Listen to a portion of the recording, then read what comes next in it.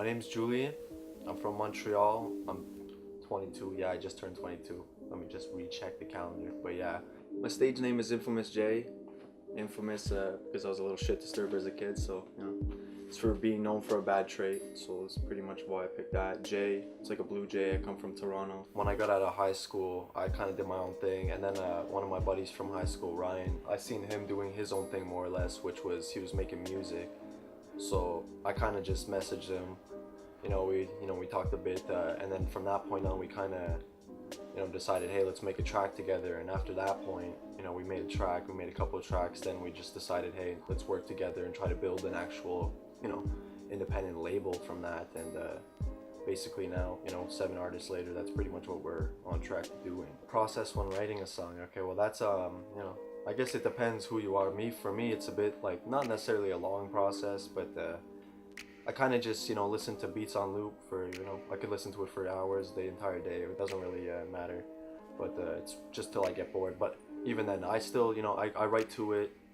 Maybe I switch it up and then I listen to a thing, a different instrumental, and I still write to the same verse, just add on to it. But initially, once I get to the studio, that's when I know how the song is gonna turn out. Once I'm in the booth, I recorded it however it comes out, that's how it comes out, you know what I mean? You can't really prepare for that. I mean, of course you could prepare written wise. I could go in with, books full of verses, but doesn't mean that, it's gonna turn out the way that I planned it at home or wherever, you know what I mean? It's pretty much once you're there, that's how it's, what it's gonna sound like. Working with Clive, aka King Reefer for some people who don't actually know his name.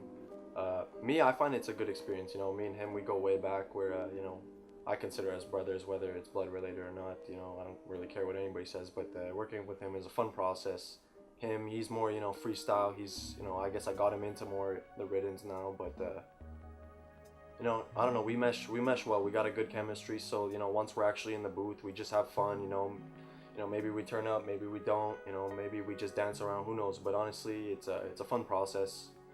It's very easy, and he knows things that I don't about music. I know things he doesn't, so it's definitely a bonus, especially in the editing process when he points out things that maybe I didn't understand, or hear, better words, but or vice versa. But yeah, bottom line, it's definitely a fun guy to work with.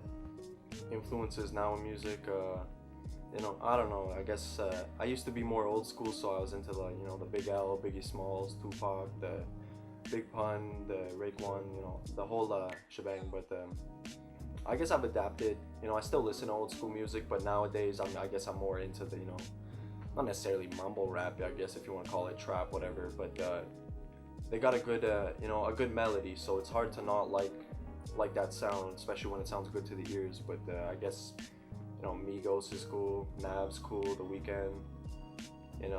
Travis Scott, basically all those kinds of artists that do that trap sound. But yeah, I don't know. Me, I'm not really picky. I like all sorts of music except country, to be honest. But that's it. Disguised Morals, that was my first project. I guess you can consider it an EP. I did title it a mixtape at first, but it was only 5 tracks. That was me at my beginning stages of making music, so I was more experimenting with how to create music. Didn't necessarily have the good flow or even the best lyrics, but it was how I got started into making music, so I am where I am now from that. But I just kind of played around with it. Even in the title, I made there's a hidden message. I'm not obviously going to tell you that defeats the point of it being hidden, but if you want to try and decipher that, go for that.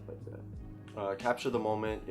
Basically I was at a point where I wasn't really ready with full content to make my own whole mixtape or even an album, so I basically hopped on board with Ryan because he was in the same position where he wasn't really at that point either, content wise, or whatever his reasoning was. So we agreed to do a collab, which was basically 5 tracks me, 5 tracks him, and then 5 collab tracks.